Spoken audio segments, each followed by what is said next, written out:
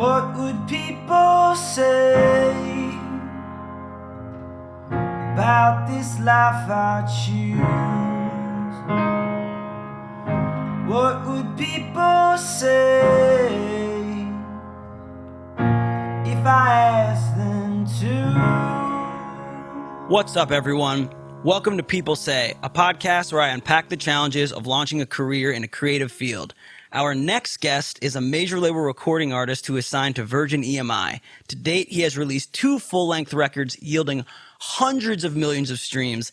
Yes, you heard that correctly. He is an absolute beast. He has opened for artists including The Who, The Libertines, Ed Sheeran, The Lumineers, Tom Odell, and Fitz and the Tantrums. He has performed on Conan and The Late Late Show. With James Corden, you've heard his music in countless shows and movies including Burnt, The Founder, We the Marines, Cloak and Dagger, and many, many others. Please welcome to the podcast, my friend, Barns Courtney. Woo! Dude, that was an intro and a half. You made me sound like such a fancy man. Dude, I made you sound like the celebrity that you are. Why is no one applauding for me yet?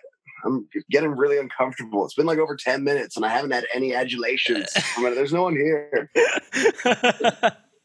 I missed you, man. It's good to have you. You're a tough man to pin down, so I'm pumped you were able to make some time. Oh, I felt terrible. We had our arrangements all set up, and then my train was delayed by about 2 hours, and I wasn't anywhere near a Wi-Fi connection when we were meant to be talking. So thank you for rescheduling. Oh, it's my pleasure. It's an honor to have you, man.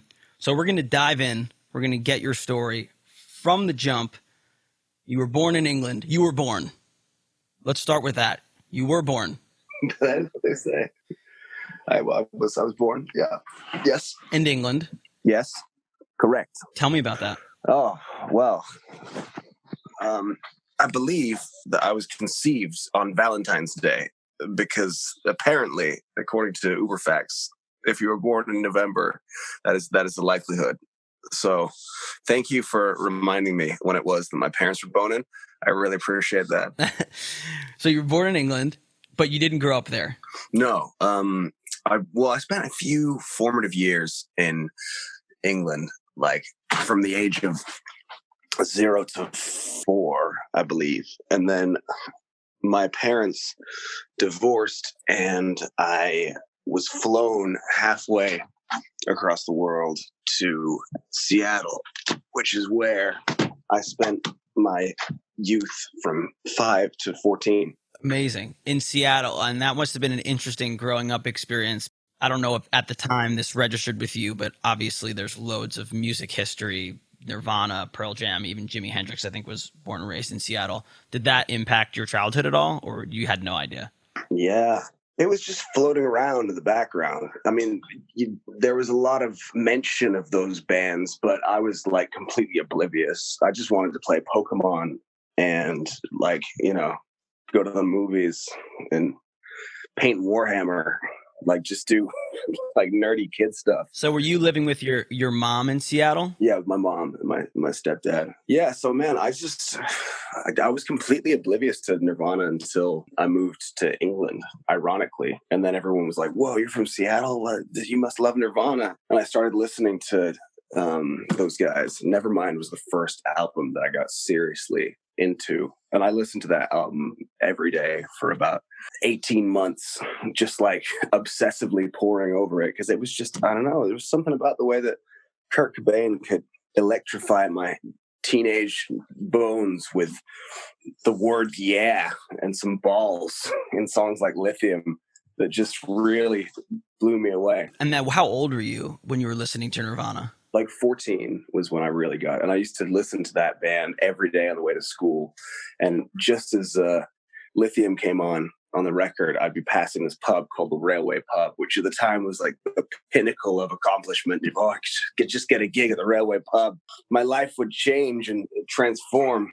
Yeah. Well, I did play there, actually. I was going to say I didn't, but I did. So that was back in England or in Seattle? That was in the town of Ipswich in England. So yeah, I just want to get some geography, Barnes history here. So you're born in England, you then moved to Seattle. You grow up in Seattle until you're about what age? 14. And then I'm like, you know what? Like, my stepdad was a very, very like aggressive, sort of cantankerous dude. I think he might have been bipolar. We don't really know, but I just, I came to visit my dad on holiday, and I was like, I can't handle this anymore. I got to get out of here. So, I was just like, I can't go back.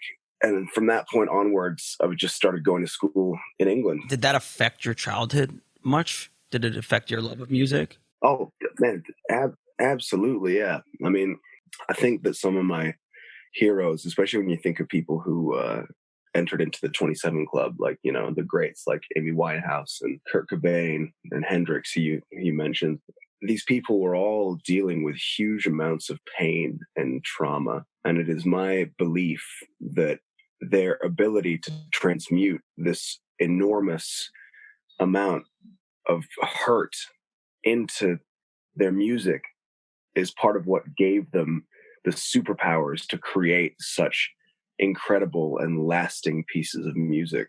Sometimes I wonder how my records would be if I was a little bit more fucked up. Because I really believe that these people, who I idolize, like Jim Morrison, to name another 27 Club member, perhaps they succumbed early because when their talent for transmuting their pain acquired fame and notoriety for them, they realized that that wasn't the cure. And, they started to self-medicate with drugs. And I mean, I've experienced a very small level of fame, and even I know that it can be extremely isolating. And it's something that does not bring you happiness. It's a very hollow feeling, because how can you love and appreciate your fellow humans when they put you on a pedestal? There's no way to accept that love. You can't have real relationships, real nurturing relationships with people. So to get back to my stepdad and your question, did he affect my love of music and the way that I interact with music? I think so. I think that being in that environment certainly taught me to transform my feelings into creativity. So your relationship with your stepdad gave you the darkness that maybe inspired you to become a musician. Am I correct in saying that? I really think so. The French, they don't send kids with ADHD to the doctor to prescribe them medicine. Kids who have symptoms like the ones that I had when I was growing up with my stepdad, the ADHD symptoms, they have decided that they need to go to therapy because they say that it's unrest in a child's family life that creates these kinds of behaviors. So there's something in the way that I reacted to that trauma that caused me to push all that pain outwards into something that could entertain, Was it always music? Was music always that outlet for you? Or I know you mentioned Pokemon. That seems maybe when you were a little bit younger, but was music your immediate release for that energy? I wanted to be an actor. I loved to make people laugh and entertain. And that goes hand in hand with what I was saying. I mean, one of the greatest comedic actors of all time, Robin Williams, was terribly depressed. And I was so sad when he took his life. And he would say, wouldn't he, in interviews, he never wanted anybody to feel the way that he felt. And that was part of his drive to entertain and make people laugh. And, maybe there was some of that going on with me. So, I was just always like trying to entertain my classmates at school. And I definitely wanted to do something like that with my life from the beginning. The music was kind of an accident. What prompted the music? Did you hear a certain artist? When I left America and started to go into school in England, it was one of the most culturally deprived areas in the entire county. I could only get into that school because I came in halfway through the school year. Suddenly, nobody gave a shit about my grades anymore. People were worried about the kid trying to burn down the school gym. So I could just get away with like doing whatever I wanted. The school didn't have enough money for a drama department. There were no school plays. But the first friends that I made were in a band. And I kind of saw being the front man of that band as like playing a character. And then it was through that I kind of accidentally fell in love with music and realized that aside from trying to make people laugh, the music was a great catharsis. Yeah, I see that even from an outsider looking in, knowing you as I do. you seem like an actor when you're performing on stage. Like that comes across to me. So it's interesting to hear the origin of that. As you actually wanted to be an actor, and this just by happenstance of meeting friends in a band put you on a separate path into music. What were you guys hanging out with each other every day, playing music, trying to go for it, or is it much more fun, carefree, no aspiration to do it professionally? I was 14 years old, but my entire life I kind of decided that I had to do something in entertainment in some way, just because it just felt like such a natural thing for me. And I realized very early on that I'd be very depressed if I didn't do something in that area. So less willpower, more necessity. And these guys that I met every day, every lunch break or a break between classes, we'd go up to the music room. We would beg the teacher to open up the cupboard with all the guitars in it, and then we would sit and jam. And I didn't play guitar when I first moved over here, so I would watch them playing together, and I was like, wow, this is great. There's an outlet for my performance. And I used to try and sing with those guys. Yes, slowly, kind of organically morphed into this band called Sleeper Cell. And I mean, we were so awful. we were so bad. So at this time, do you feel like your parents were encouraging this music outlet? My mom has always just been like hell for leather. Like, you are a performer and an extrovert, and this is what you were born to do. And I mean, she is an incredible woman, and we have such a wonderful connection. I said to her, I called her up last night when I was really drunk, as you might be able to tell I'm incredibly hungover. And I was like, Mom, I swear to God, I've known you in like 1,000 past lives. Like, and I was like, how do we have this relationship? And despite my incredible intoxication, she agreed and was like, I know exactly what you mean, and I feel the same. So, she just really taught me that it was okay to be who I am, and bolstered that, and in fact, my friends would say when I went to visit my mom, when I moved away to get away from my stepdad, and I'd come back to England, they would say like, wow, you seem much more yourself. You have a really strong sense of self, so in a way I regret leaving that environment, because the two of us together, we were just so nurturing of each other's basic personality traits. So that was great. I had nothing but support from her. My dad and stepmom were completely the opposite. My stepmom is from a sort of like very hardworking, like working class family. And she moved out at a very young age, and they got a job and got a house. And, so they were freaking out, thinking that I was going to end up trying to live with them until I was like 30. So yeah, I kind of had both sides simultaneously. Did it really make you sad in a way that your dad did not give you the support that your mom did? Because at this time you're living with your dad. So while your mom does support you, the primary force, it would seem like, was not encouraging this in you. I think it was far too late. I think my mom instilled something in me. It was incredible. I mean, it makes me well up just to think about it. Like, I owe so much to that lady. She gave me a magic bullet. She gave me a superpower in the form of just like incredible, powerful, like gut-wrenching naivety. Of course I'm going to be an entertainer. Of course I am. That's what I was made to do. That's what I was born to be. And that stayed with me until I was like fucking 26 or 27. Like, that was, I mean, it took me a long time to sort of like wake up to the real world and be like, oh fuck, like absolutely none of this was guaranteed. And like, there's like a shit ton of talented people out there. And like, like people work so hard for this, and like, oh my God. Like, I just remember waking up one day and being like, wow, I can't believe that I just completely threw everything into this, like without thinking about the consequences. Cause I kind of wonder if for a second I understood the enormity of the task that I was striving for. If I would have had the balls to really go all in and put all my chips on me. But that lady she brainwashed me. into believing that I could do it. So you're saying that you put all your chips into music subconsciously. You never made a conscious choice to say to yourself, I'm going all in.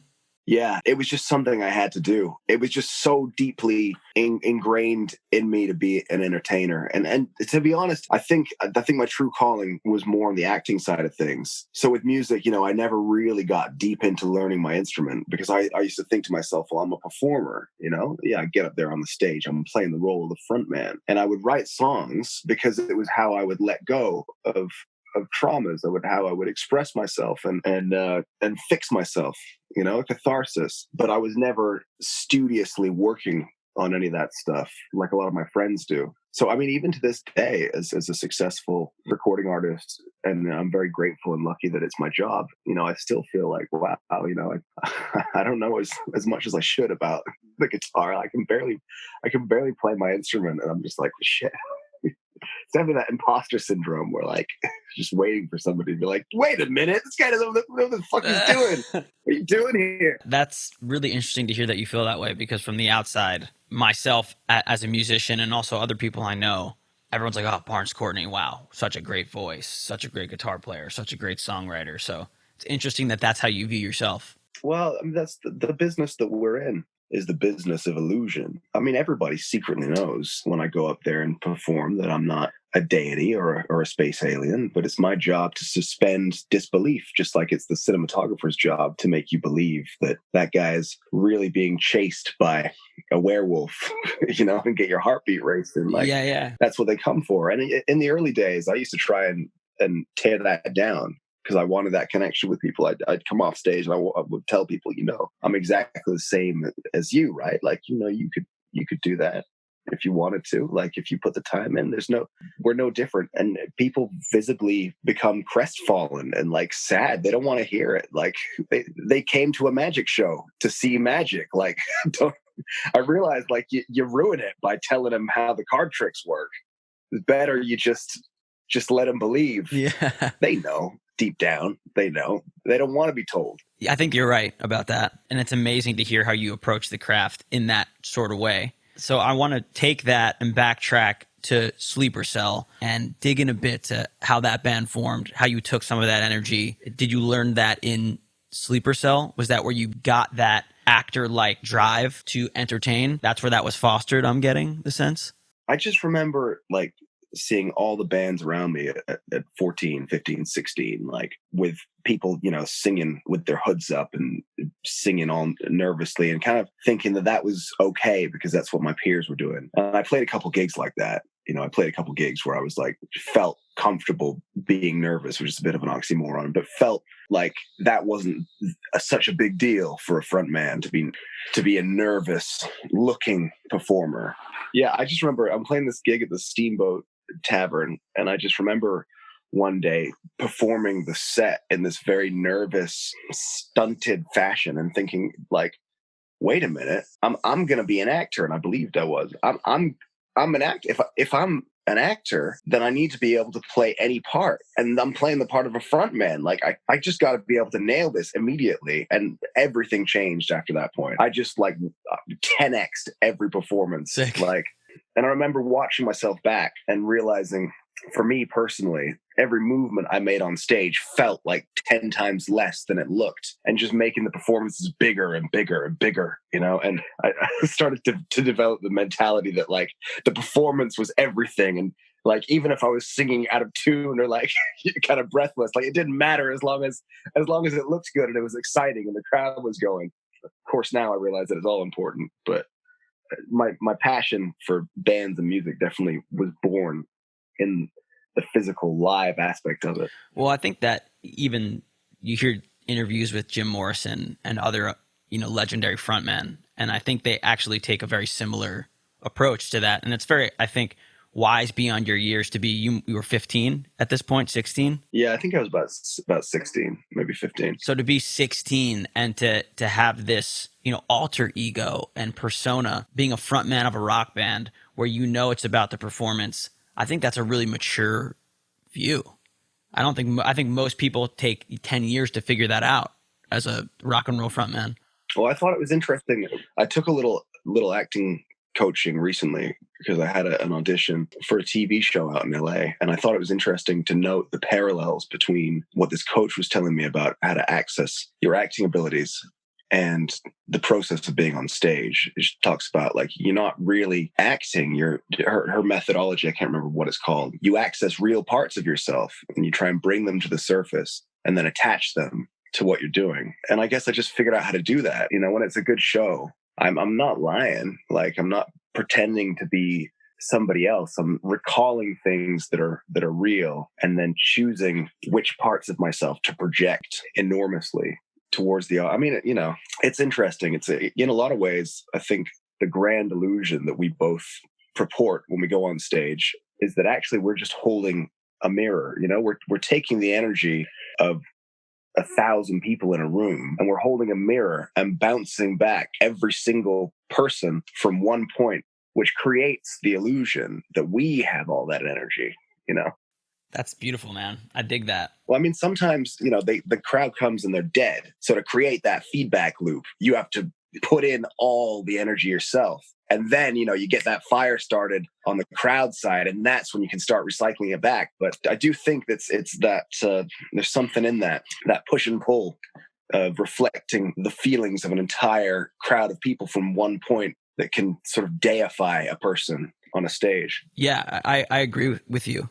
And so I'm going to recap a bit because it seems like this is the moment in your career where things start to come together in some way. So you grow up in Seattle, you know, you have a kind of a troubled childhood, but you instills this energy in you to let it out as an actor. You move across the pond to Ipswich and you form a band with your mates called Sleeper Cell. And then you become this front man, you take on this persona. And then at some point, if I'm correct, you get signed, right? Not with Sleeper Cell. Not with Sleeper Cell. We were pretty awful, and I couldn't even sing that well back then. I knew that I liked to ham it up in every regard of my life, but I was going out wearing like my great grandmother's blouse and like, you know, a pair of like elasticated fucking striped skinny jeans, and you know, it was just like looked ridiculous. And you know, the songs were terrible, and I didn't know I could write songs back then because the band didn't use anything that I wrote on principle. Why was that?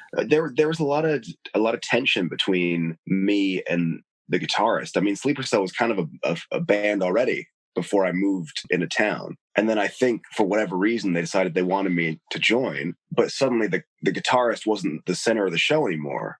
And I guess, like, you know, our music was pretty terrible and like my singing wasn't great, but people used to come to the shows because I would like jump around and sweat so much. And it was kind of ridiculous, but you know, you couldn't deny that it was also entertaining, even if it wasn't technically good, if that makes sense. So, right. You know, and most of the time they wouldn't let me sing the lead vocal either. So I really developed my ability to harmonize in that band because if I was going to sing, it had to be a harmony of, what the guitarist was singing. So did you have motivation then after that to form your next band, Dive Bella Dive? You were like, okay, I'm tired of being the second fiddle. I want to be a proper front man, be a singer, you know, hone my craft. At what point did you decide to leave that band and then venture into your next project? Well, Sleeper Cell auditioned to be in this televised Battle of the Bands in England, kind of like America's Got Talent specifically for bands, with famous judges, you know, like Alex Zane from the band Blur, and then like Simon Gavin, who is the head of a major record label back then. And somehow we got on the show. I don't know, maybe because we were young or something. And right off the bat, I mean, it just ramped up all the tension that had previously existed because the judges immediately started saying like, well, this guy, you know, Barnes, he has all the talent and you guys kind of suck. So like the whole show should be about him. And then we'd be like in the van driving home from London for like 3 hours, just sort of like, oh shit, this is really awkward. I mean, you know, if they didn't already hate me enough and try to keep me in the back enough, it made it that much worse. And you know, I never wanted to hear that. I loved being in the band. I never actually wanted to be a solo artist. I really, really loved the camaraderie. So at what point did that experience, I mean, I could see the natural tension that must have created. And they made it even worse, Ben, because what they did to dramatize the show was they would edit all of the behind the scenes stuff of us talking about what the next song was, what the next move was, to make it seem like I was always right, like more than I actually was. Like, so it was like even, and they edited the show Wow. to make it look like the guitar player was kind of a dick. You know, it's like it's so awful because you think we were like teenage kids. You know how insecure teenagers are. Like they just made it so awful for this poor guy. You know, so it's like suddenly I became this like pariah, and yeah, I mean it got really bad. And then from that TV show, I got a message on MySpace because it was forever ago and MySpace was still a thing, and it was from the manager of these like really famous boy bands. And he was like, "Hey, I manage this band, McFly. Like, I think you're really good. Can I get on the phone and have a chat with you?" And I thought it was somebody making fun of me because I was trying to be in a rock and roll band. I thought it was someone making fun of me, like, "Oh, you should be in a boy band. You suck." Like, I'm pretending to be its manager. So I was going to send him a really rude message back. And then my dad luckily happened to be in the room and was like, whoa, just in case it is actually the real deal, why don't you send a nice message back? And it turned out it was totally the real deal. So, you know, this guy like came in and snapped me up. And this is the time when MySpace had like a top 8 friends list. So I was looking through his top 8 friends, and like I started talking to some of the other acts and making friends, and we formed a band. And that is how I met the other members of Dive Belly Dive. And that was, from what I understand, the real moment where your career started to kind of take shape. I mean, it was pretty great. You know, I'd spent my entire teenage years from the age of 14 playing gigs as often as I could. We never turned a single one down. So most weekends I was playing gigs. I never got a job, much to my parents' chagrin. And I just put all the money from the gigs back into the band. I'm kind of still doing that now. And then I got signed with this manager, and my parents at the time, they were trying to get me to sign up to welfare, and, you know, like they were making me like, you know, apply for jobs. How old were you? I think I was 18. I was 17 when the pro show started, and 18 when I came out of it. And then one day they got a call from my manager, like, "Barnaby can't work. He needs to focus on his music. He doesn't have time to work in a call center." It was like the most vindicated, like, "Yeah, take that, you dicks." And so, yeah, I mean, like from then on, I just remember going to London all wide-eyed, and he was living in this hotel called the Royal Garden. And he would just put us up in this hotel for like weeks at a time. Oh, sick. And we'd be like, you know, making all. I mean, this is the same time that he was managing the Struts as well. Me and the Struts were on the same management. So, you know, like we used to hang out with the Struts, and we'd like go into each other's hotel rooms. I remember once we put a sock over the fire alarm, and we took the ice bucket for the wine, and they used to give you free hand sanitizer in every room as like part of the welcome package. So we put all the hand sanitizer into the ice bucket, and we made this huge like Olympic flame in the middle of the hotel room. And you and the Struts. Yeah. And then we sat around it in a circle, like playing songs and singing. I mean, it was, I just can't believe the kind of stuff that went on. I mean, like, we just like had free reign of this hotel, for 5-star hotel, for weeks and weeks. And like, you know, were you making a record, or what were you doing at the hotel? No, we were just like hanging out. I mean, weirdly, this was probably one of the best lessons I ever had in songwriting, because our manager, Richard Rashman from Prestige, who was an amazing manager, would get us in every day and be like, "Okay, what have you written today?" And we'd play him everything we'd written, and he'd say, "Okay, that doesn't have a chorus. That sucks. Like, combine this song with that song." And it kind of taught me through trial and error, like the good parts of my songwriting and how to put a song together. I mean, not a lot of managers can do that. Not a lot of managers have the ears to hear something in fragmented parts and be able to tell you how to put it together. Most people who work that side of the industry have a cross between business and creative genes. So they can't really hear something until it's more a finished product, at least a demo.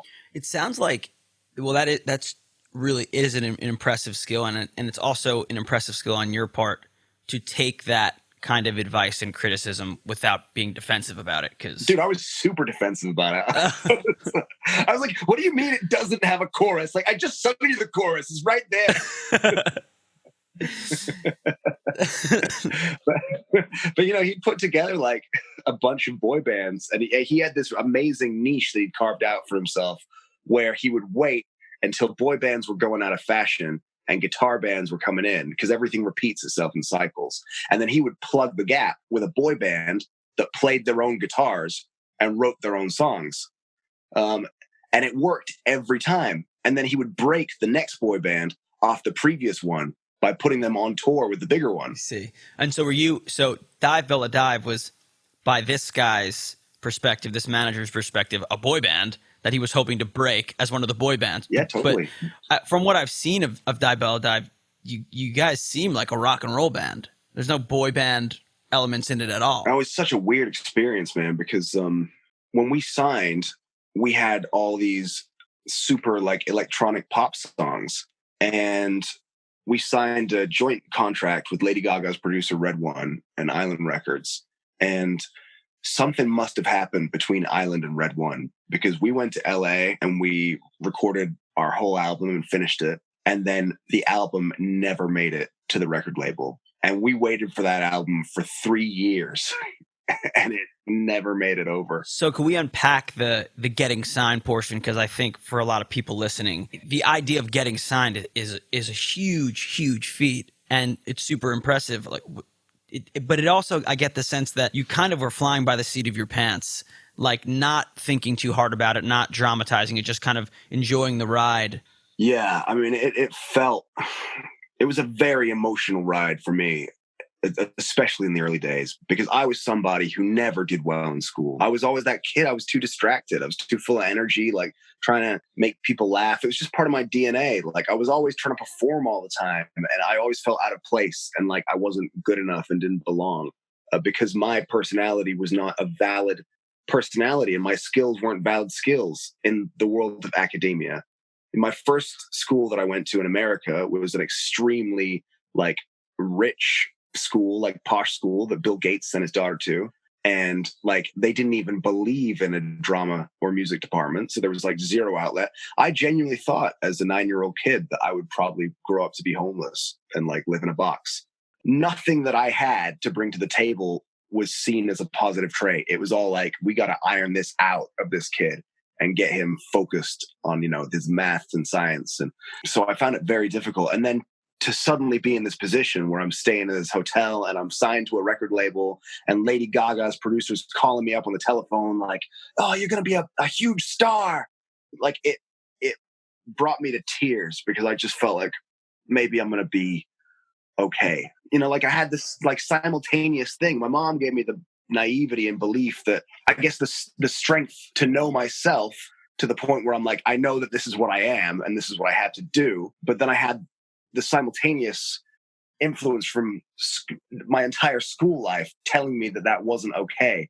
So it was conflicting, and it was just it was a beautiful moment to think that that I was on the right path. But that was very short lived. It's a lot of emotional baggage to carry as such a young. You're 8. You got signed. You were 18, 19. I just turned 19. I signed management when I was 18, and then just turned 19 when I signed my first deal. That in and of itself is super impressive, but to know that you were carrying such emotional baggage at that age, even as a 9-year-old, that you thought you may be homeless, and to get some success, felt some kind of wrong, must have been super challenging for you. I mean, what a crazy, tumultuous journey you were on. Yeah, but that gets back to what I was saying. I think like being kind of fucked up is a positive boom in this industry. That's why you see so many people in rehab, because the fame does not bring them the love and support that they really crave, and they try and self-medicate and end up going off the rails.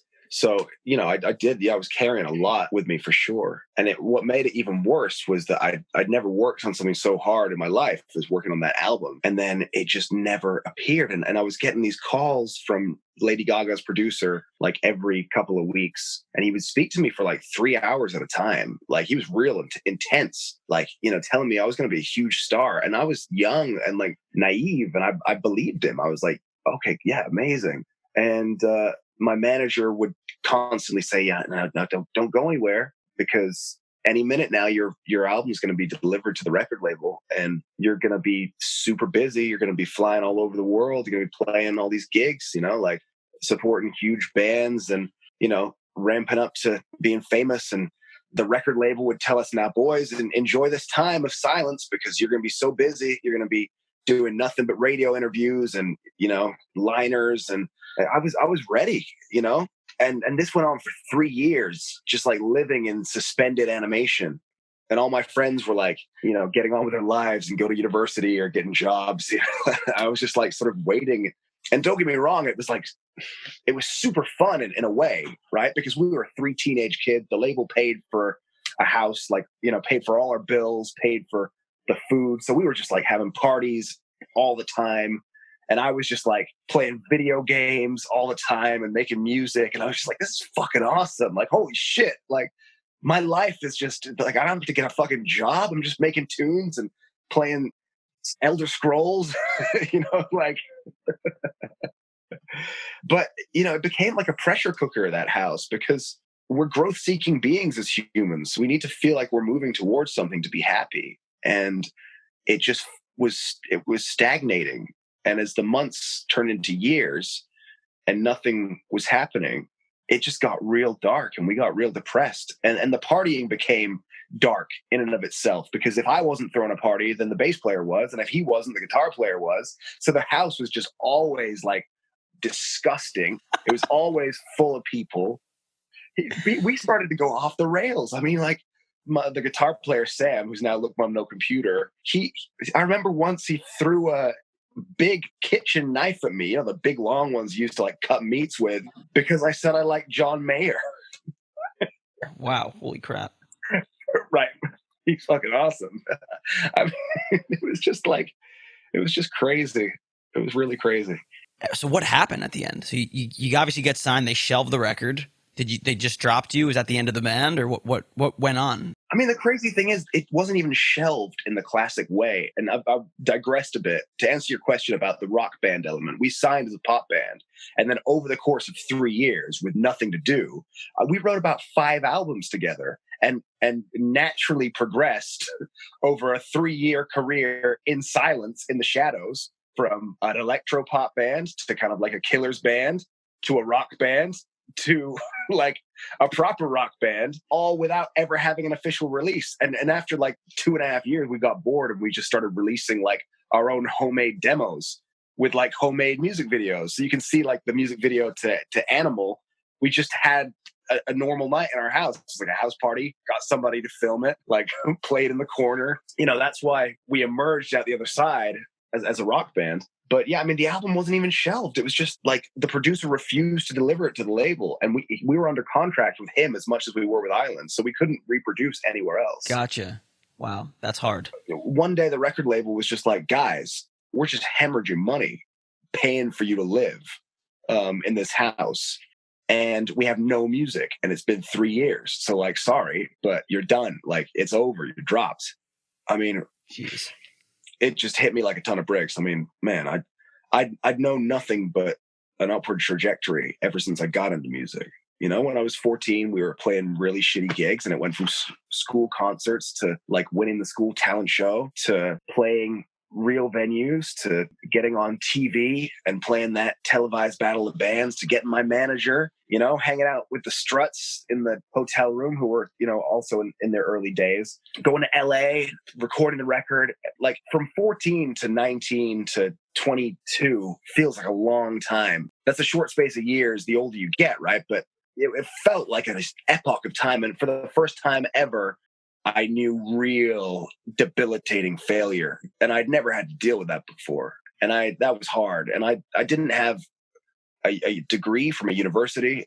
Like, at least if you go to university and you lose your job, you still have that piece of paper that says, hey, I'm worth something. Like, I worked really hard and like I accomplished something. When you sign a record deal and get dropped, like, you may as well have just been fucking around for your entire life. Nobody looks at you like, yeah, but he signed a record deal. And they're all like, okay, so when are you going to like grow up and get a job? Like, okay, so what, I mean, I remember getting this job selling laptops, and this lady asked me, so what were you doing before this? And I told her about getting signed, and she was like, oh yeah, okay, so cool. Like my cousin, yeah, he's in a band. He's playing in the pub down the road. And I'm like, no, but like, it's not the same though. But like, I really could have done it. She's like, yeah, cool, no, I get it.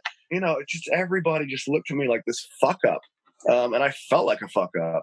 And it was just so heavy. And like, I remember I had all these like extravagant, like weird clothes that I bought for when we would eventually go on tour. And I just remember like leaving them all on the side of the road because I didn't have a house to go to. And I was like having to move in with friends and sofa surf, and just like having to leave them on the side of the road. It's like such an emotive death of a dream moment. Wow. Holy crap. Yeah, we had this police riot van that we bought from, we had a police riot van we used to drive around in that we bought from eBay.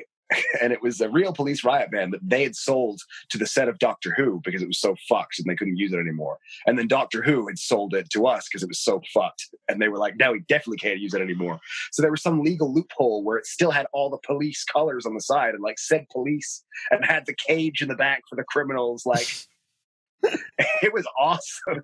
And this thing, like the floor was full of holes, and like the guitar player used to piss through the holes, and then the wind from the highway would like blow the smell up. And I was, oh, Sam, come on, dude. Like, oh, you can't fucking smell it. I mean, it was awesome. And then I just remember we got dropped, and like, you know, Sam had to paint over all the police signs and over all the Dive Bella Dive graffiti, and he had to sell a van. And it was just so like, oh my God, there was so much symbolism of like, the dream is dead. It's over. You're done. Did you think at that moment that your career was over? Were you like, I'm screwed? I wasn't even allowed to have proper closure because the label dropped us, but we still had the album that was recorded and paid for somewhere in the world, and it wasn't shelved. And we still had our manager, and our manager was saying, well, they didn't even give it a chance. They didn't even put it out because they didn't have it. So I'll get you signed up somewhere else. We'll put it out. And it just kind of like those 3 and what became 3 years and like 6 months, 4 years of my life was just one like giant, progressively slower vehicle where the brakes were just kind of gradually. So instead of a clean cut, where you rip the Band-Aid off, it was just like someone pulling it millimeter by millimeter.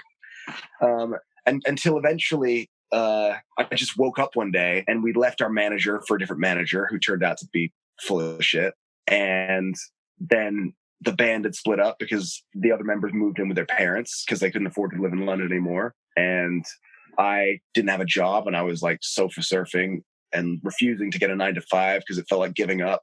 And I was just like, wow, I am a loser and my life is done. Is this the lowest moment of your career, you'd say? I guess it was, yeah. And it got progressively worse and worse as the years went on. Because at first you can kind of convince yourself, well, I'll get picked up, I'll get something. And then once you've been dropped for 3 years and I had no musical success for 3 years, like nothing, not even like a hint of something. It was like so done, and everybody was done working with me, and I just had nothing. That's when it really struck me so hard. And I started to get to the point where that seemingly indomitable passion for music that I thought was an intrinsic part of who I am at the core of my being was starting to fade away. And then that was really scary because I started wondering who am I if I don't have that? Like, it started to make me lose my sense of identity that my mom had so lovingly crafted for me at an early age. And that was hard. I mean, I think the lowest point was when I went to get some prescription glasses, and like I had to write salesman under occupation because I was like handing out free samples of Lipton's iced tea in a muscle suit and Crocs. I had to say the slogan so many times I lost my voice. Lipton's iced tea, serve it up sunshine. Lipton's iced tea, serve it up sunshine. That's pretty good. So what motivated you to keep going? Like, why not just, cash in your chips and do something else? I suppose it's because I was so utterly, deeply, truly, profoundly depressed doing anything other than that. So I would say it's probably less to do with willpower and more to do with just being so like despondent and down and out without music or entertainment in my life without being able to perform, it was killing me. It would have killed me. I couldn't exist like that. Well, I think that's the ultimate form of willpower. That's how every great and any successful artist feels. If you can do something else, like, you'll probably not make it, because there are so many other people who feel just as you feel, or as I feel, which is that what is life without the music? If you could do something else, it's surely easier than doing this. I probably would have done it if I could have done something else. I probably would have. Yeah, because it was just so shit. It was just so shit. And all my friends, like, you know, looking at me like, dude, even my girlfriend at the time, you know, it's like, baby, when do you think you're going to give this music thing up and get a real job? Because it'd be nice to have some money. Wow. So you obviously at some point made some kind of determination that you were going to chart a different course. Did you decide at this moment to become a solo artist, or what happened exactly? I think hitting rock bottom evoked something very primal and very strong within me. It gave me a wonderful gift because it made me even more fucked up than I already was. You know? And I was so fucked up, and I was so hurt and depressed and full of like bitterness and defiance for my circumstances, that I had a whole lot of shit to write about. And when you feel like that, your songwriting can never be wrong. I think now if I were to write a song and I came up with the lyrics, Lord, give me that fire, I'd be like, those are the lamest lyrics ever. Like, what are you talking about? But because I was in it, I would have said to you, yeah, like, Lord, give me that fire. The fire inside my gut that was burning a hole in my stomach that made me who I am, that made my music, is burning out, and I don't have it anymore. And it's I don't know who I am, and I'm like on my last legs, and I'm literally praying to a God that I wasn't even sure if I believed in. Lord, give me that fire, like, give it back, please. So I couldn't be wrong. The lines couldn't be cheesy because I meant them. And suddenly, all of the last 3 years, heartache and hurt, like when I really hit rock bottom, they all crystallized into something that I could use, and it became fuel. And suddenly, you know, like, I remember, to skip ahead a little bit, when I was trying to get a record deal and I had management, like playing to a label boss in a cafe, like a crowded hipster cafe in Shoreditch, because I didn't give a fuck.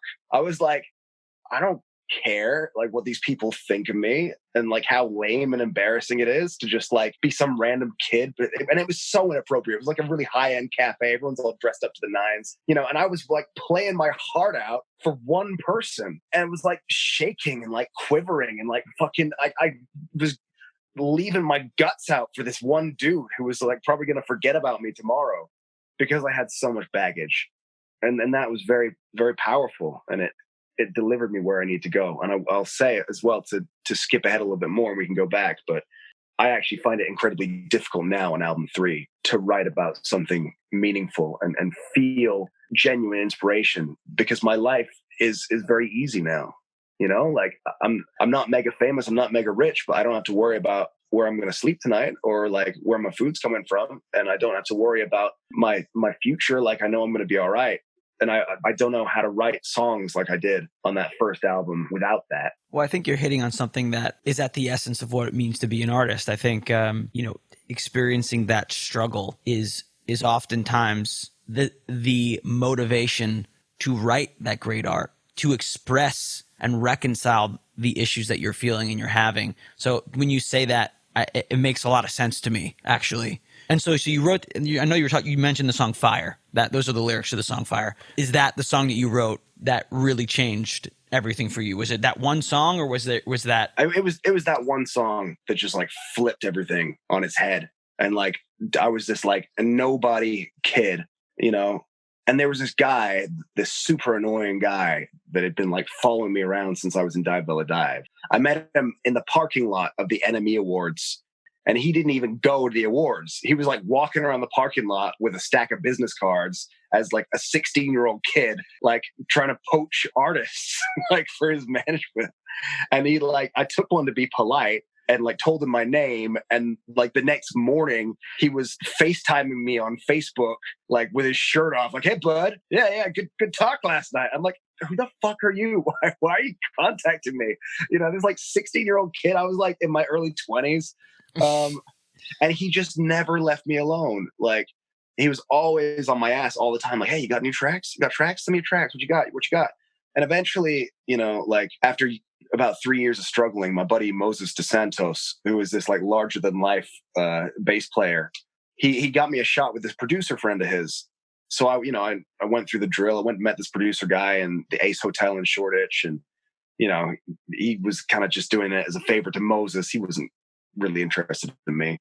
And I played him Fire in the bar of the hotel, which was, again, super awkward, but I played it for him. And he's like, okay, yeah, I think I got something. A live version of Fire. Played him a live, just on my acoustic guitar. That's all I had. Gotcha. So we made the song. The verse sounded pretty good. The chorus sucks. And he was like, yeah, man, you need to rewrite that. I'm out. You know, you're not signed or anything. You don't have anything going for you. You got no social media, nothing. Like, I'm done.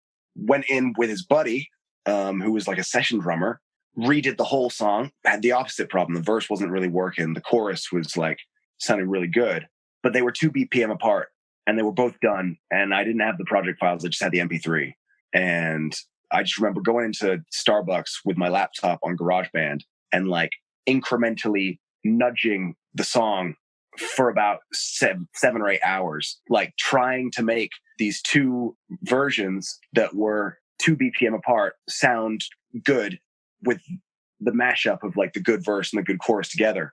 And I eventually like cut some feedback off the end of the track and like layered it and crossfaded it over the transition from the verse to the chorus to like disguise the sudden tempo shift that was like just a rip job.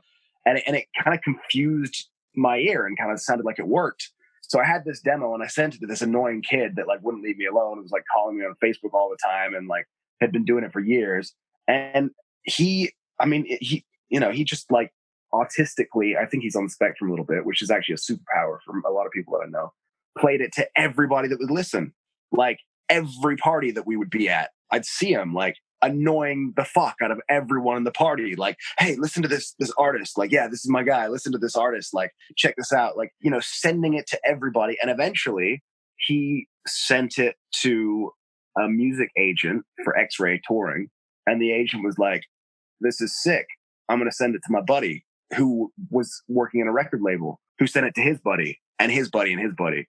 And I didn't realize at the time, but the music industry is super small. And suddenly I had every major label in the city calling this kid, being like, who's that Fire guy? Wow. And then he called me up and was like, dude, like something's happening here. So, you know, I signed management because of this kid. He wasn't your manager. He was like my main manager in conjunction with professional management. And, you know, I signed a record deal. And I think, you know, suddenly this kid I think he was like 19 when he signed me. And I was like fucking 24, you know, and he was 19 and he'd signed me. He got a lawyer to get me out of my Island Records contract pro bono, like super kid. And the success was just like too much for him to handle. And suddenly he had like a serious cocaine addiction. He was coming to meetings with the record label, like vomiting into his hands in the meeting, like running to the bathroom, doing a line on the toilet, coming back all like jumped up, like coming into publishing meetings. And like, holy crap, when I was trying to get signed to a publisher, like ordering 3 orders of lobster and like the best wine and pissing off everybody. Whoa. You know, he was just like totally into the stratosphere of ego. And I had to make a really tough call that I probably left way too long to let him go. And I hope he would tell you that was good for him and turned his life around, because he's doing really well now. He's got his own management business, but I don't know. So yeah. But anyway, to get back to the story. So yeah, this Fire track was in the industry, and it was like, bam, management, record label. And then suddenly this movie with Bradley Cooper, Burnt, picked up the song. And it was like, bam, songs in the movie, songs in the trailer for the movie. This is before the record deal. I think I've literally been signed like a week and this happened. So it's like bam, bam, bam, all these things happen. And then suddenly my A&R who signed me to Virgin left. And every single act that he signed was systematically dropped. Oh, so you were dropped as Barns Courtney as well, as a solo act. I thought I was going to be, but I wasn't. It was me and the Libertines left. And the reason I wasn't dropped is because I got this sync for Burnt. And when I got the thing for Burnt, a couple of other things came in, like not a bunch, but enough that I was generating money before my record was out. And they were like, you know what, this kid's making us money, like whatever, just put him on the back burner. Like nobody has to deal with him or anything. Just let him stay on the roster because he's bringing in cash. And it was looking kind of shaky, but the song was in a trailer and the trailer was playing on TV in America. And this radio DJ at KNDD in Seattle, John Manley, heard the trailer and was like, what's that song? Googled it. Absolutely nothing came up because I didn't even have an Instagram page. Figured out that I was signed to Virgin, called up the label and was like, hey, you got this kid, Barns Courtney, right? And they're like, let us look it up.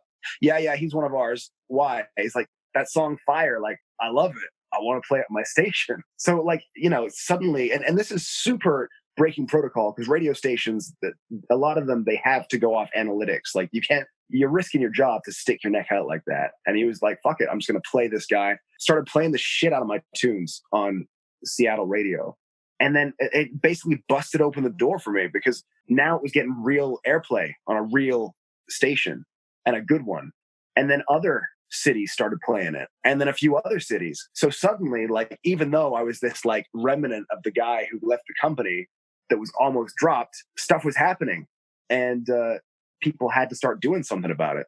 So I signed to Capitol Records as like my American affiliate, and Capitol Records just got all over it. Sick. Like a rash, like super, super hard. My guy, Gary Gorman from the record label, and Allison Smith, who's left now, like my guardian angels, those two, like just working their butts off for me to like try and make things happen. Bless them. I love them. They would set up huge events for different radio stations, like parties where it would be all Barns Courtney themed, and stay up half the night laboriously putting on Barns Courtney stickers onto like 1,000 whiskey bottles, and like going out shopping and finding like huge letters that spell Barns Courtney, and going out to vintage stores and buying barrels that, to set up these like interesting events for different radio station DJs. And so, yeah, I mean, to summarize, I went from like working shitty jobs, selling cigarettes, Lipton's iced tea, like selling computers, to being on the road in America supporting El King with a song on the radio.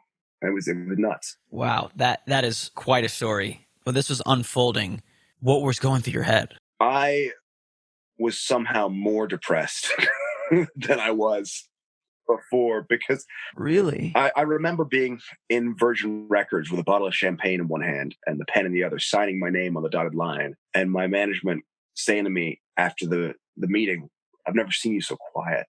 We went out to dinner with everybody. We had a huge dinner celebration for the signing. Like, I was just dead quiet because I was so traumatized from my last experience, where I thought, and everybody told me I was going to be like this superstar, and I believed them, that it triggered this fear response where I was like, what if it all gets taken away from me again? Like, I was almost ready to wake up on an operating table and realize the whole thing had been a dream. Wow.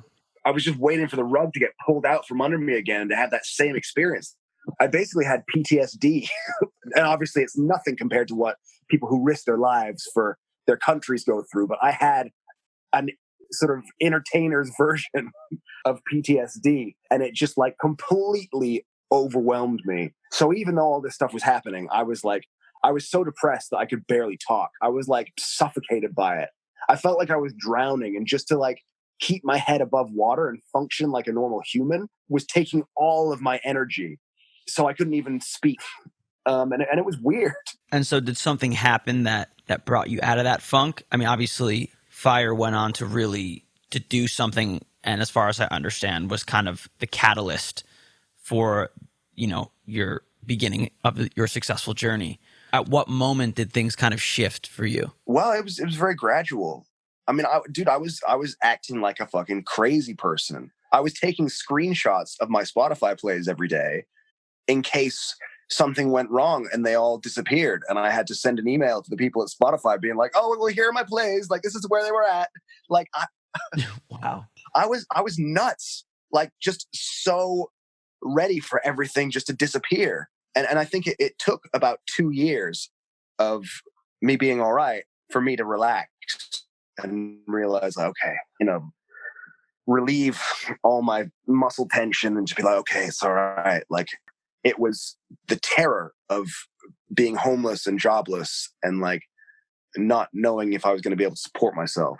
Yeah, that is an insane journey. So at this time, you getting through all this, you're learning a lot about yourself. You're afraid that you're going to lose it all. Were you just touring this whole time while this was happening? Just touring nonstop. I mean, like every single day. And it was good because the interviews with the radio stations felt like part of the performance, and performing is catharsis, and performing is my home. So luckily, this immense like depression didn't manage to filter in, and I could be engaging and entertaining in the interviews and in the performances, and that was all good. But behind the scenes, I was a mess. So was there a particular moment you remember where you finally felt like, okay, I'm all right? Honestly, there was no like moment. It was just very gradual, like very, and I mean, still to this day, I still have inklings of it. I mean, like I remember when my second album came out, and I released my single "You and I," and it was the first single I released that didn't make the top 20, and the previous single had made like top 5 at all, and "You and I" like was just barely scraping the bottom of the 20s, and that for me was like really stressful, because I somewhere in my subconscious believed that if I didn't always kill it, that it would all get taken away. And that was a big moment for me to sort of like have this relative failure and be like, okay, I'm still here. Like I haven't been dropped. Like I'm okay. And, like the second album came out, and the first album didn't really get proper advertising or a proper run because of the situation I just explained. Like it was all kind of a messy campaign. I kind of almost got dropped. And the second album was the first album that really had like a proper plan behind it. And then it didn't blow up. And that was like a big turning point for me, because I was like, okay, the album didn't blow up. Like it didn't do incredible things, and I haven't been dropped. I'm still here. Like I'm okay. It's all right. But I mean, even now, I'm still on edge. In fact, it's scarier for me now than it has been at any other point in my career, because like I'm just, when I'm really depressed and messed up, I just get songs in my head, just like bam, bam, bam, bam. When I'm happy, like, because I'm more of a performer than I am a musician, if I'm not letting out emotions, if I'm not letting something go, I'm not just sitting around fucking around with a guitar, like. Wow. That is crazy to hear, man.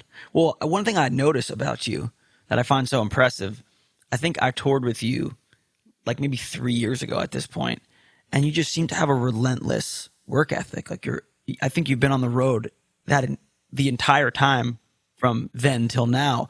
Is that out of a personal choice? Is that pressure from the label? I think I just always wanted it so bad that I would do whatever it takes to get there.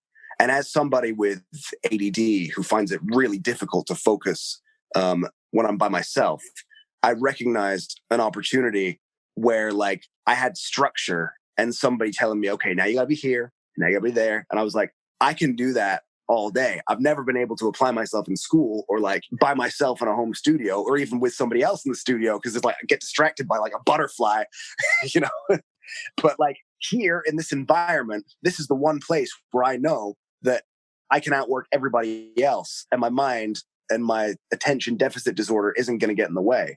So I was just like, sweet, I'm just going to say yes to literally everything. And it was great. I mean, dude, we would play a show in California and then like, have 3 days to drive to Portland, Maine on the other side of the country and like have to not sleep and just go. And then as soon as I got out of the van, it'd be like straight into a radio interview, straight into a gig. And I loved it because I felt like, okay, I'm doing everything I possibly can. Like nobody can work harder than this. If I fuck up, it's just because I don't have what it takes. I'm doing everything. But even that, wasn't enough. It's hard, ain't it? Like, because touring isn't everything. It's not just about the touring. It's about like writing a lot of records. And I wasn't writing any records on the road. Right.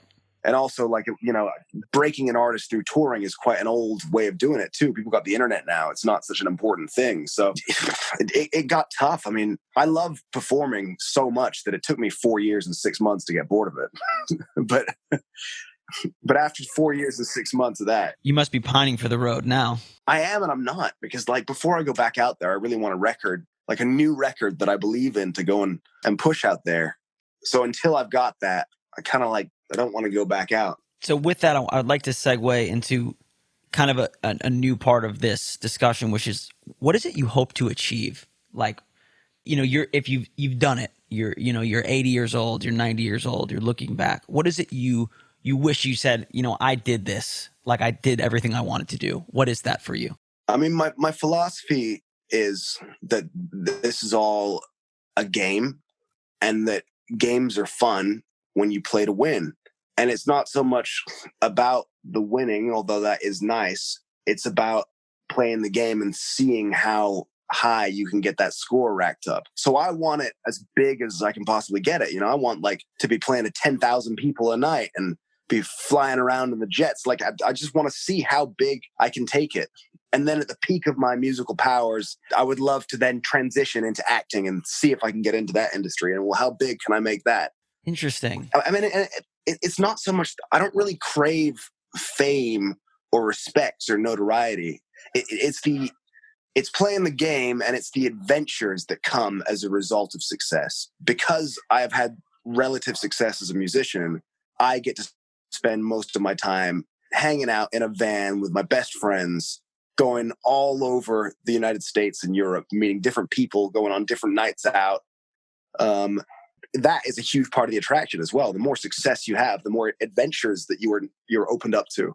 And I've always loved the idea of living like the characters in my storybooks when I was a kid. I want to see the whole world and go and do all the things and have all the experiences. And like Lord Henry says in A Picture of Dorian Gray, live the glorious life that's inside you. Be always searching for new sensations. Let nothing be lost upon you. So it's about the adventure for you. It's not necessarily about, there's no ending point. There's no, you play the pyramid stage at Glastonbury and all of a sudden you feel like you've accomplished it. There's just a never-ending journey for you.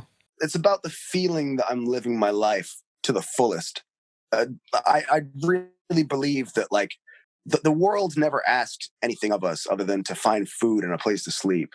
My purpose here is just to have a good time. And whether that's true or not, that's what I've dedicated myself to. I just want to enjoy my time here in this sweaty meat puppet with as many different people as possible. And like, it's just like a big playground. Like, imagine if our souls are all sort of floating about in the ether and they're like, hey, let's go be humans for a little bit on this planet Earth. And like, let's go play in that playground over there. That looks fun. And then we get here and like all the people that were here already have like forgotten and got into this feedback loop that's been set up by the previous souls where they think they're supposed to work really hard and like accomplish lots of shit. It's like, no, this is just a giant jungle gym, you idiot. Like, just have some fun. That does shed some perspective and makes you think differently for sure. This is a fleeting life we do live. I don't know if that's true, but it's just like that is my philosophy. That's what I'm trying to do. Well, I think that actually is an important thing. I think, it's nice to know that you're doing this all because you love it. And I think that obviously is what it takes. So I'm curious to know if you had to like give advice to your former self or to like another aspiring musician, what would you say? I mean, me specifically, I'd probably be like, dude, if you want to be an actor, then you got to get on that shit right now, because everything you want to do in life is about momentum. So if you want to be an astronaut, you better start now. As a 7-year-old kid, for instance, you better start right now. Go buy some model rocket ships and start putting them together. Go like get a book about the solar system.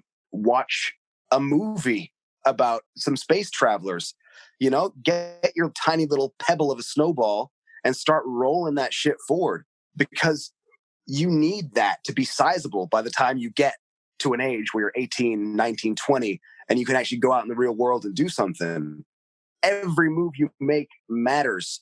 And I think at the age of 15, I was like, oh yeah, I'll do this music thing for a bit and then I'll just pop over into acting. But it doesn't work like that for most people, unless you're very lucky or very talented. You have a lot more power as a very, very young person than you realize to start shaping your life and start rolling that snowball. Huh. That's profound stuff, man. I think I wish I would have heard that advice too. I think that's super relevant. for me personally. You definitely at some point in your career are going to be an actor, which is awesome. Definitely going to see you in some films. I'm in. The thing that keeps me going is my belief. And Tony Robbins says it best, where he says people drastically overestimate what they can accomplish in a year, but they drastically underestimate what they can accomplish in 10 years. You know, I believe if I put everything that I've got into learning how to act and auditioning and doing shitty local plays or, you know, amateur films, if I do that for a decade, there's no way that I'm coming out on the other side without some serious acting chops, whether I've got natural ability or not. Like you just can't put a whole decade of your life into something on that level and not see the results. It's just simple cause and effect. Well, what I do notice about your story, and I think it is remarkable and worth noting, is that you have a willingness to persist and to stay the course. And I think not everyone has that ability. That's hard to do. You know, to stick it out for a decade. From what I understand of your story, you've told me, you spent at least 7, 8, 9, 10 years to get where you are now. And a lot of people do not have the stomach for that. And that is truly remarkable and impressive. I love this guy. What's his name? I can't remember. But he says, how is none of your business. The important thing, the difficult thing is to hold the vision, to see that guy playing on the stages, signed to a major record label, doing his thing, making it living, playing on Conan, no matter what's happening outside, and hold on to it. Because if you can hold on to the vision, then you can consistently work towards it. If you got that pin put in the map, it doesn't matter how far away the destination is, you can keep flying your plane in that direction. And the problem that a lot of people have is that they focus too much on what is and not enough on where they are trying to get to. You know, it's true what they say. Energy flows where attention goes, or attention goes where energy flows. I mean, whatever.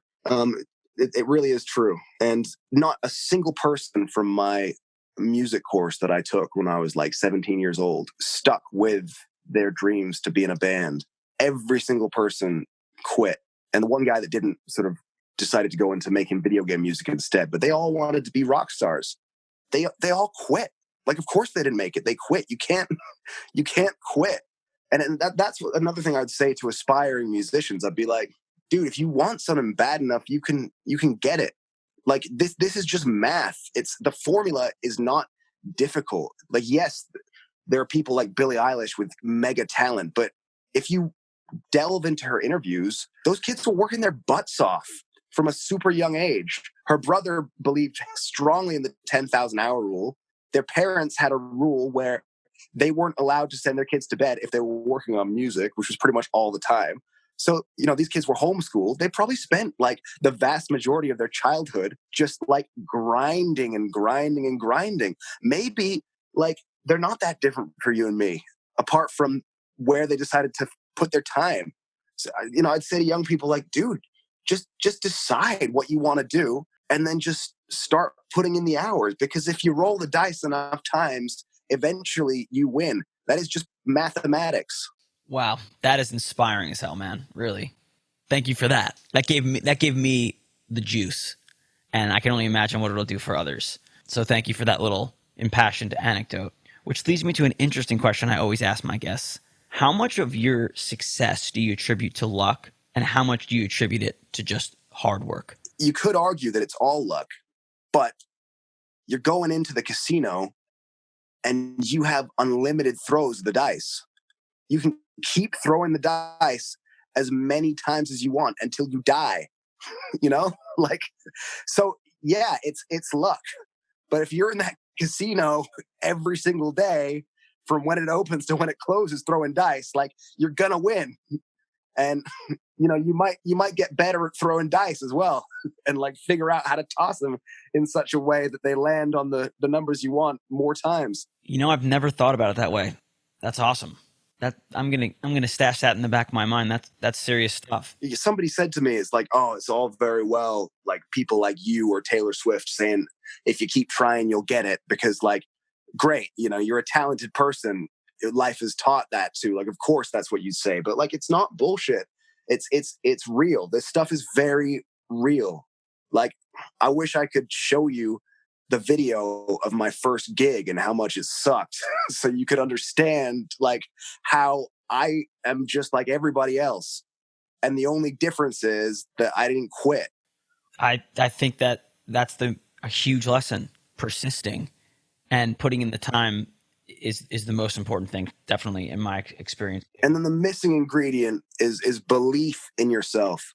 You know, this speaker that I've been listening to recently, you know, you can have 100 horsepower engine, and you can be slamming the pedal to the metal and, you know, like using every ounce of strength you got, but you got the handbrake on if you don't believe in yourself, you know? like you can be doing everything right, he says. But if you got the handbrake on, if you don't believe in yourself, then it's not going to go anywhere. You know, he's really funny. I wish I could remember his name. He said, you take the handbrake off and you go, choo! That's inspiring stuff, man. I think that's true. It's like, I don't know. There are so many examples in which that applies, but just one, for instance, is if you go into a gig or a record label meeting and you're just like an amazing songwriter, but you have internalized the idea that you suck. How many people you think you're going to convince when you play that song live? It might be like, you know, Seven Nation Army, but if you're stood there like, I'm going to fight them off. Like, nobody's going home being like, that song's amazing. Yeah. You need really strong belief that you can do it. And then that is the skill that has to be built up. That's the most important thing is that self-discipline every day to visualize what it is that you want and then apply effort with belief that you can get it. Arnold Schwarzenegger talks about this. He was like, you know, I used to work out 5 hours a day in the gym and I'd be doing these insane amount of reps and all the guys around me had really sour faces. And I'm in there with the biggest grin on my face, smiling, you know, like the biggest. And everyone's like, why are you so happy? Like, you've been in here for hours. You're clearly exhausted. And he said, it's because I knew that every single rep that I did was one tiny step closer to my goal of being Mr. Universe. I could see it clearly in my mind, he said. I could see it. I could see it so clearly. And I knew that every single pump of that weight was taking me one step closer to my goal. Wow. That's good stuff, man. So what's next for you? I need to fight this exact battle in my mind. You know, I've been putting 100% of my effort into doing this for 5 years. And, you know, I've been focusing too much on where it's not working. The battle for me next is to try and hold on to that vision, like I just said, to an insane extent, because you can't work as hard as you need to if you don't believe in yourself. So, you know, it's album 3. I got to figure out how to write an album when I'm comfortable with the same conviction as I wrote my first album when I was very uncomfortable. That's the challenge. Wow. That's profound stuff. So, but you just released an EP. Was that a planned thing or a quarantine activity? No, it's totally unplanned. It was just a bunch of songs and like parts of songs that have been bouncing around my head for years that I never had the time to put together, and they never fit with any album. So, you know, I was just waiting for the moment when I could actually release something, and then lockdown hit and I had nothing to do. So I just put them all together and bam. I love that. I love the title track. I remember hearing it on tour. I like that part where it's like, and the windy city called it home. Yeah, I changed it to Big City because I didn't like the way that windy like bounced off of that phrase. Yeah, that's a tune, man. But yeah, I forgot about that. It was about Chicago, that part. From talking to you, I think you really underestimate your own power of will and how rare it is, your talent and your drive, and to have those things combined. It's impressive stuff, man. Seriously, it's inspiring. Well, my power of will is equal to the level of success that I've gained. You know, that's why you see people like Will Smith or Arnold Schwarzenegger as like world famous stars killing it, because their power of will is of that level. Wow. I never thought about it like that. That's really interesting, actually. Well, dude, I really appreciate you giving us your insights and taking the time to chat with me. I know you're a super busy guy, but that was a really inspiring story you've got there. And even knowing you and, you know, seeing you out on the road, I learned a lot about you and the way you think. And that's super cool, man. So I really appreciate you. Well, man, ditto. I mean, you guys in your band when you were still together, the dynamic that you had between each other and the way that you intertwined your different instruments together into the dynamics of your show was such an eye-opener for me. Because as somebody who hasn't studied guitar, I just write the basic block chords, and the bass is always the root notes. So the shows, I had to rely on other tricks to get the crowd going, on crowd participation. Whereas your sets always felt like just musically, they were lifting you up and up and up and giving so much ebb and flow. That was the first time I really thought like, wow, there's so much more to be done in terms of exciting a crowd just with the musicianship alone. Wow, dude. Well, that's super inspiring to hear. Thanks for saying that. No, I mean it. I appreciate that. I hope that one day soon we'll get to do it again. It'd be an honor for me. So You're always welcome to come on tour. Always, always, always. We had a great time. We'll do it again. Yes, man. Thank you so much, Barns. You're the best, and I'll see you soon. Dude, thanks so much for having me on. You've just listened to an episode of my podcast, People Say. Thanks for tuning in, and look out for more episodes soon.